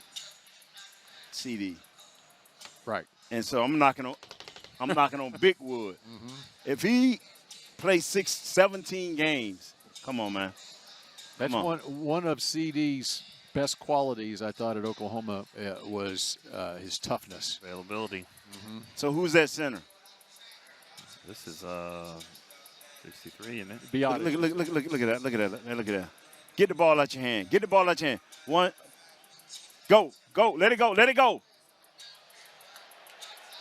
Yeah. There you go. He going to catch that all day. Michael Gallup. A big play, a potential big play, that's Gallup. Yeah. And I need for him to start catching the small ball. How about that throw Gilbert made in the game the other day? Yeah. With the guy in his face down the sideline. I don't think there's guys in the league that can. I mean, you're not going to find a better throw than that. I thought Garrett Gilbert had a really good game. His stats doesn't really show that. I thought he looked comfortable in uncomfortable situations, and mostly because the snap was high, low, left, east, west, whatever. He picked it up, did something with it, got rid of it. But that deep ball he threw, not only that one just now, but the one in the game to Cedric Wilson was amazing. And that's why we can't mess around. If this guy's going to be your second quarterback, give him every opportunity to flourish. You see that? I mean, that right there is what we've been asking for. Zeke and Pollard together back in the backfield. I don't think we're showing too much here. I mean, they're going to put them both out there. But those two guys together on the field, I mean, that's where you can get kind of dynamic. Hold on, I just got a call. Tell him to be quiet. The folks say be quiet, man. Well, there's a few thousand out here with phones as well. Hey, Nick got me on social media. You know what I did during training camp, Bill? What? I took a picture of my little game pass. Press pass. It won 10 seconds. Hey, could you get that down off of your? Oh, and I wasn't the first call. I got a call said, "Hey, you need to get a hold of Nate. Ask him to get that credential off." And he probably didn't say it that nice. Yeah. And I got it off, and I'm like, I didn't know how to get it off, so I got William to do it for me. He took it off like, man, you ain't supposed to do that. I said, William, thank you. Because I ain't never heard Nick talk that hard and that fast. Zeke says his weight is down to what it was when he was a freshman at Ohio State, 218 pounds. You see how he covering up that ball? He covering up that ball? Yes, sir. I'll tell you what, man. His feet look good. Man. I tell you later, him, man. That dude there, man. And Danucci. Wow. Wow, good wow, bad wow. What's It's wow? just until I see Dak out there going through a whole practice, you go to bed every night like, is this backup quarterback, and you have to think about it because he's not practicing, not the whole. And so you got to think about it. You don't want to. You want to say, hey, they covering, they looking out for him, but still, you got 3 great receivers and a running back that ain't getting no balls thrown to you. There goes Daryl Moose Johnston. I don't know about that one. Nick Ralston. What do you know about him? Argyle, Texas. Argyle Eagle. Yeah, okay. Argyle. He had a couple of plays on special teams and a block on Zaven Collins in the game the other night. That's that dude there, man. Can he good special team? I know he got a good kickoff and punt return, but think he can tackle some folks. I think there's a role for him. Now I did wonder what Shewo Olanalua was if he was gonna have a role there, because he's got a real unique skill set. He hurt his neck, and he's probably gonna miss some time. I do too. That was a tough loss. Yeah. A couple of tough losses in this camp, Olanalua and Neville Gallimore, obvious. True. Let me say this, fellas. The role for 34 is to be the greatest special team in the world. And if something happens to one of the running backs, then you have a role. I'm talking about number 17, Turner. Your role is to be the best special team player you can be. Right. Because all the balls got to go to my 3 receivers. All right.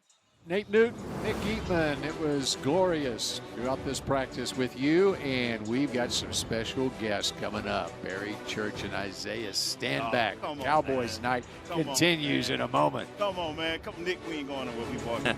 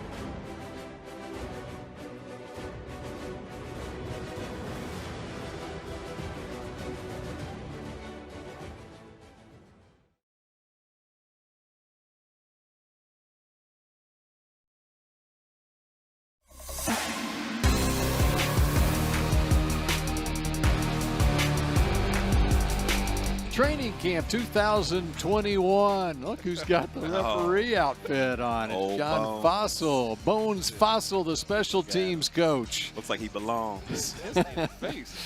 And we are working 2-minute offense here. And Bill Jones with Barry Church and Isaiah Stanback now. We've saved the best for last this last half hour of our Cowboys coverage.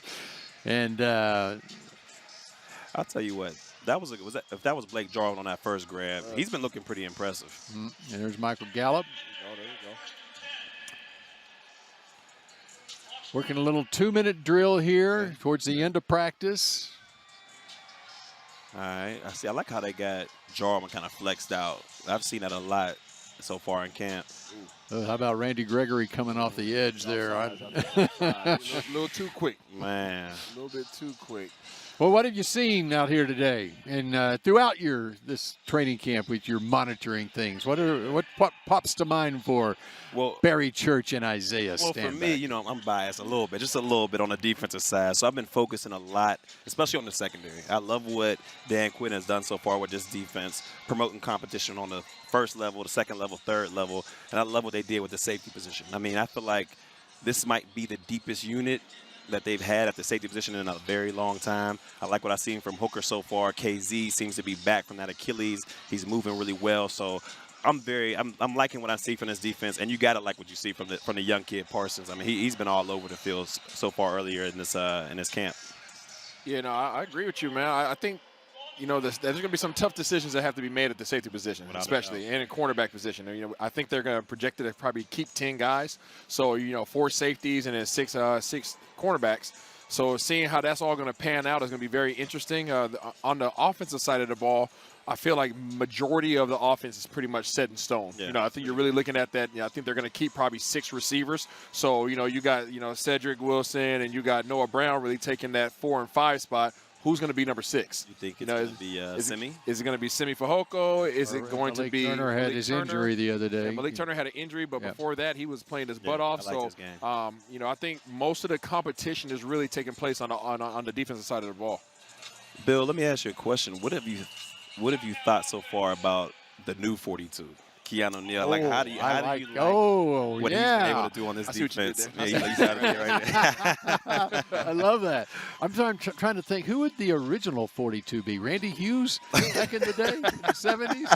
I'm trying to think back further than that. See, I'm a long-time Cowboy. I grew up in Irving, and so right in the shadow of Texas Stadium, and so that's the earliest I can remember as a 42 Randy Hughes back in the 70s.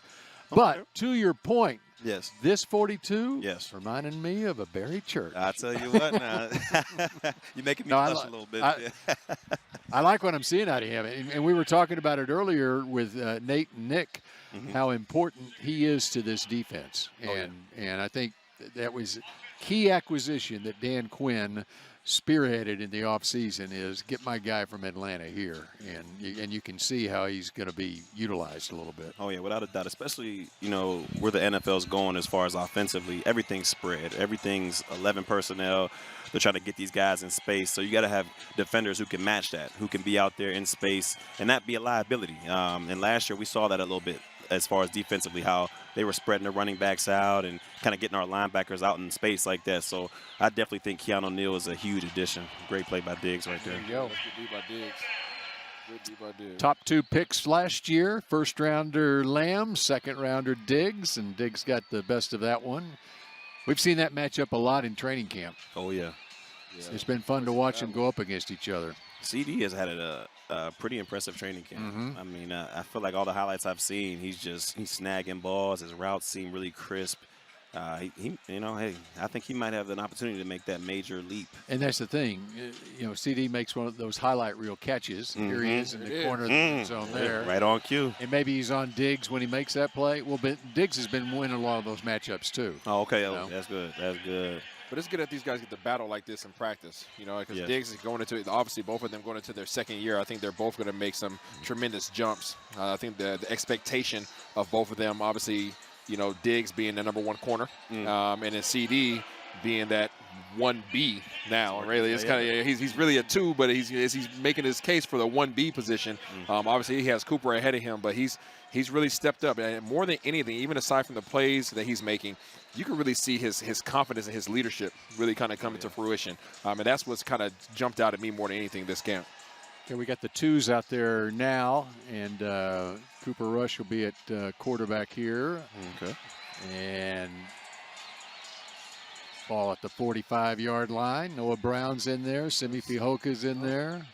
Got Randy Gregory working the left side of the defense. The 2s on offense here. Fehoko in motion. Against Nashon, huh? Good route. Oh, my. Baptized. Some suddenness man. from Kelvin Joseph. There it is. Yeah, a little love tap right Yeah, there. there's a little shoulder tap right there. Way to introduce yourself a little bit. They don't have time to think about it. They got to get back on the ball. I'll tell you what, Stand in there and throw the ball, bro. I'll tell you what, Isaiah and Bill, I really like what I'm seeing out of Maurice Kennedy, the young slot corner out there. I mean, he's been performing well in training camp, and when the opportunities come, he's been ready. He's been able to hold his own out there. There he is, number 31, Maurice Kennedy, who opted out last year. He got fresh legs, Bill. Yeah, so that's right. Fresh legs. That's right. One thing that stuck out for me this year so far with him is how physical he is. Yes. He gets his hands on you. You know, we saw, I think in the first game, Nashawn Wright tried to shadow some guys.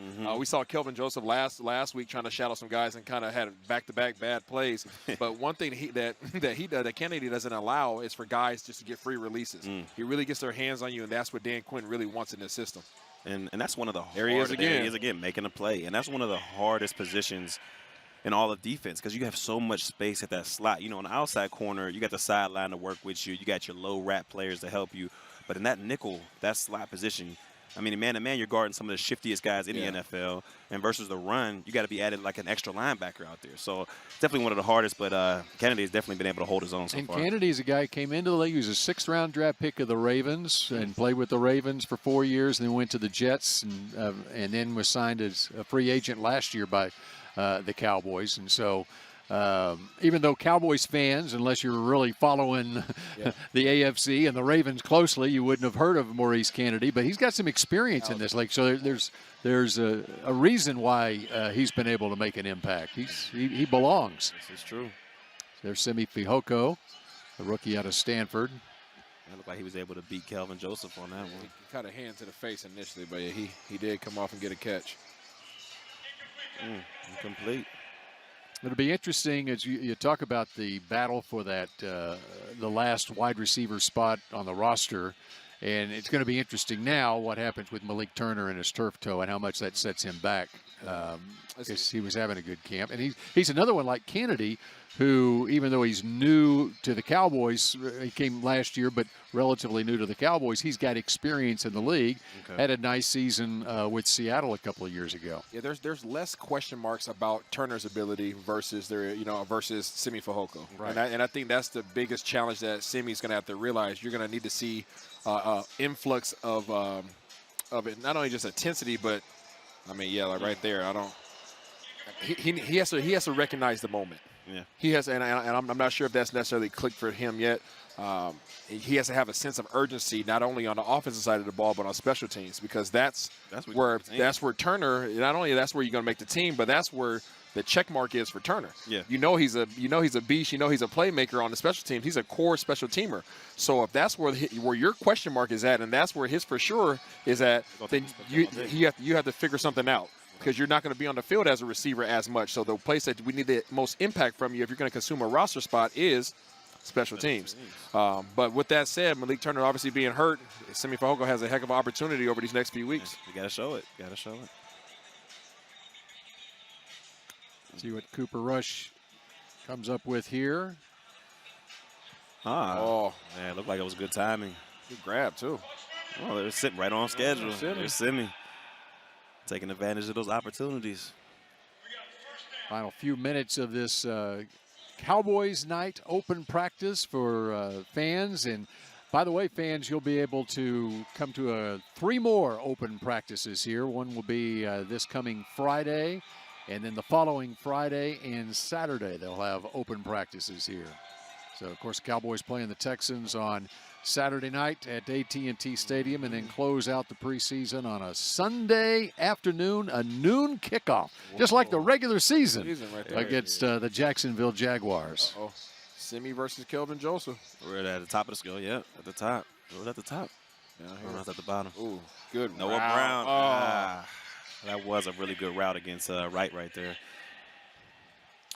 For these guys, young guys coming into the league, let me ask you, Barry, being an undrafted guy out of Toledo when you came into the league. Yes, sir. What was the biggest difference transitioning into the league? And what was your mindset when you came into the league to make an impression? Obviously, you needed to play special teams. But to know that, when did you know that, okay, I can do this at this level? Well, the biggest difference, coming from the MAC, coming from the MAC, it was just the speed of the game. I mean, I felt like everybody was fast. Defensive linemen, linebackers, I mean, offensive linemen. I was just shocked at how fast everybody was. But once I was able to slow the game down a little bit, pretty much understand the playbook like the back of my hand, everything pretty much slowed down at that point. And I was never one of the fastest guys. I came out running a 4.65 at my best day. But I was always a mental type dude. So I always kind of anticipated things. And that's what kind of allowed me to stay in the league as long as I did, because I was able to anticipate. But overall, I mean, the biggest difference to me coming from college to the NFL, it's got to be the speed. It's got to be the speed. And once I realized, like, I can play this game, it was funny. We were in San Antonio at the time, early in camp, and I had to guard Miles Austin in the slot at the time. And he did like a triple move on me, but for some reason I was still right in his hip pocket. And I was like, you know what? If I'm hanging with this guy, a Pro Bowl guy, you know what? I think I might have a chance here. So the rest is history. But, I mean, it was a great experience for sure. Cooper Rush going for the end zone. Oh, Simi. There you go. He is. He heard you, Isaiah. He heard it. He got to take advantage. Yep. Fifth round draft pick out of Stanford. Elevating. Nice. He's got some good athleticism. That's what you have to do. I mean, you have to recognize that, hey, the person that I'm competing with, unfortunately, is injured right now, but it provides me the opportunity, to come in and earn a roster spot, regardless if I'm drafted or not. That's who I'm competing with. There's no question about it. There's been a lot of guys in this league that had heck of a careers because of injury allowed for them to have that chance. Tom Brady, Dak Prescott. There's plenty of guys that have had their shot, but they seized the opportunity. All right, everybody up on Coach right now, and we will continue with more Cowboys night coverage from here at Ford Center at the Star in Frisco in just a moment.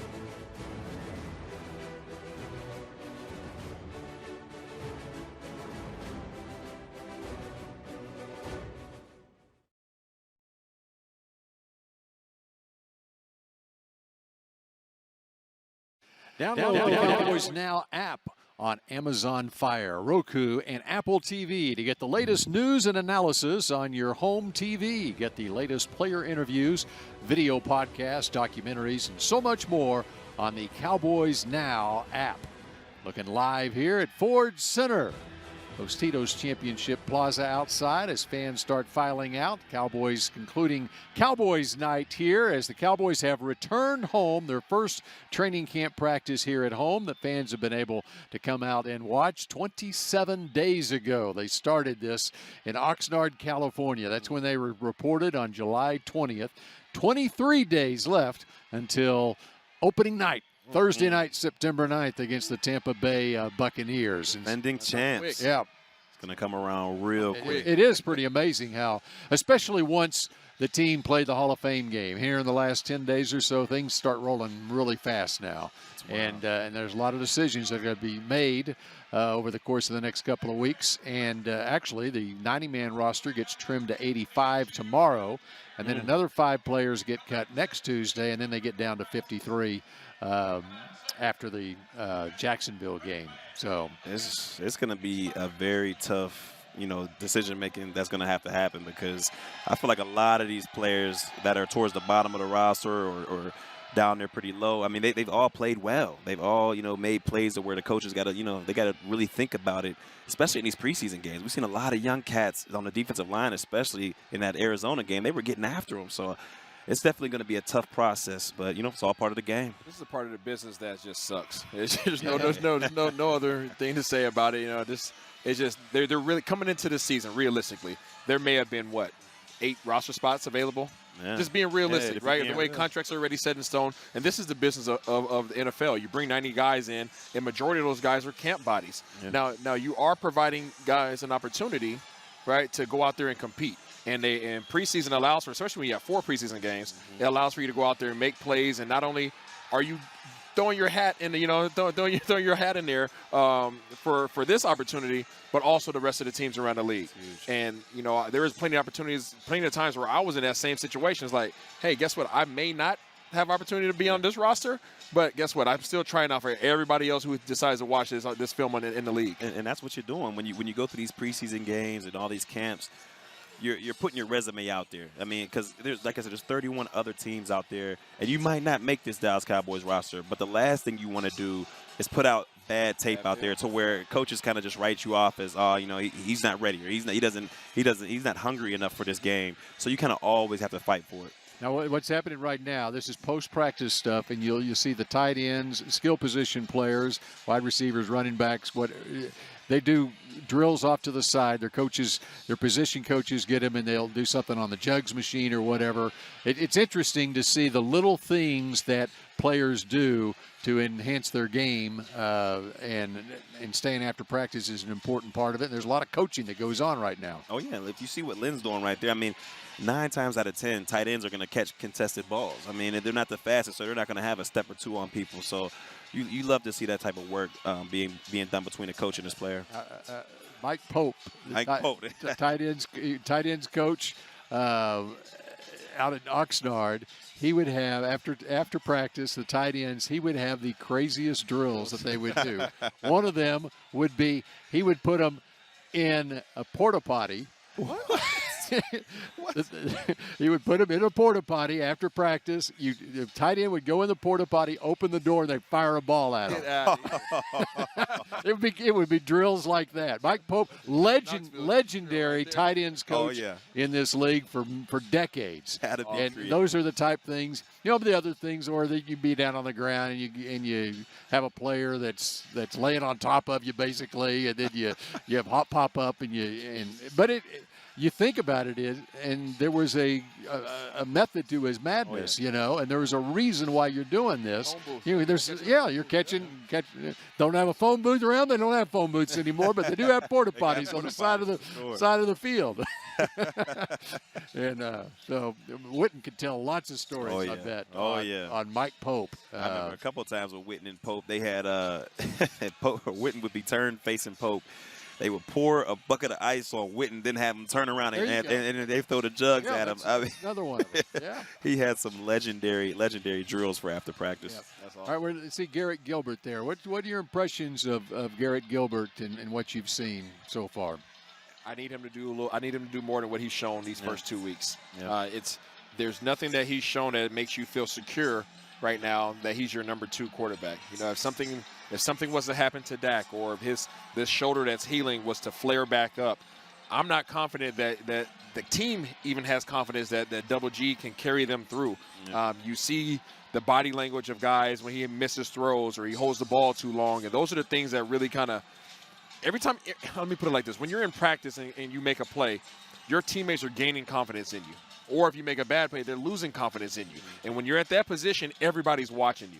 So you can't even have bad practices. And I just not even talk about the games. If you're having bad practices, then guys are literally losing confidence in you. So when you do present the opportunity where you're actually in a game, those are the gentlemen that are looking at you saying, this is who's supposed to be leading us. So they need to see more out of him over these next 2 weeks because he's trying out too. And you best believe that these scouts are looking at scouring the league to see how the other backups are playing and see if anybody comes available. But his job is not secure either. Yeah, without a doubt. Oh, go ahead. Well, how important is it to just commanding the huddle and even when you have a bad play and the body language and that sort of stuff with a quarterback? I mean, as a former quarterback, it's very important because there are days where you're just not having a good day, right? And I was a very emotional guy in terms of being hard on myself. Bad throw, I'm playing it back, trying to figure out how I can make a better throw, and you can't do it. You got to go on to the next play. And this is such a next play league, and you have to recognize that you can't be in your own little bubble, trying to be in your own little funk because there are other guys that are literally looking at you to see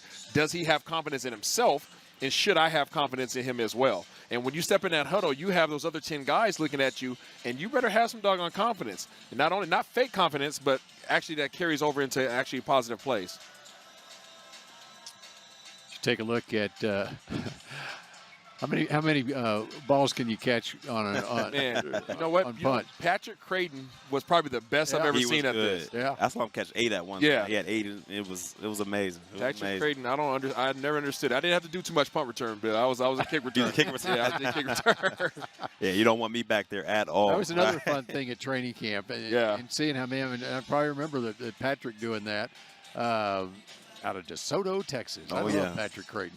Good dude. Yeah. He's still around. He's still right. golfing. He's still golfing. Yeah, he's been very good golfing all the time, I'm sure. And there's another one. Came from a small college, 7th-round draft pick. Absolutely. And made it in this league and played at a very high level as well. All right, we continue with more of our Cowboys night coverage. One more segment to go with Barry Church and Isaiah Stanback from Ford Center at the Star in Frisco in just a moment.